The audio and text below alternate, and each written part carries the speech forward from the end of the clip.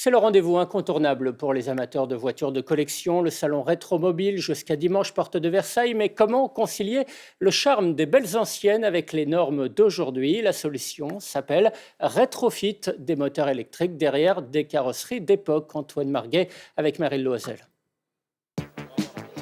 La mythique 2 chevaux, l'increvable 4L et bien sûr la petite Renault 5. Des modèles iconiques, désormais électriques.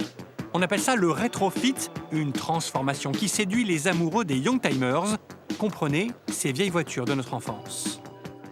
Rouler en électrique est complètement tendance aujourd'hui, surtout en région parisienne, où on nous impose de plus en plus avec la législation de trouver des alternatives. Donc ouais, non, pour moi, c'est une solution tout à fait envisageable et qui peut tenir la route.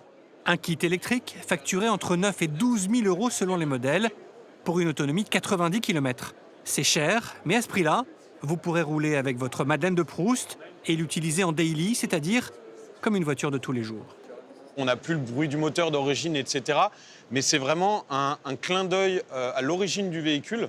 C'est-à-dire, vous regardez le véhicule, capot fermé évidemment, vous ne pouvez pas voir qu'il est électrique. L'agrément de conduite est le même, on conserve la transmission, la sellerie, l'intérieur, tout est identique. Et en fait, ça permet de continuer à rouler aujourd'hui avec le véhicule d'origine. Une métamorphose qui ne s'adresse pas aux voitures de prestige, dont la valeur dépend de leur authenticité, mais plutôt à des modèles populaires. Renault a d'ailleurs signé un partenariat avec la PME qui développe ces kits, bien conscient de la cote d'amour de ces voitures d'un autre temps. Ça fait partie de nous, ces 4L, ces R5, ces Twingo. C'est notre ADN. C'est un peu des dinosaures quelque part. Et bien, si on ne veut pas voir les dinosaures disparaître, il faut s'en occuper.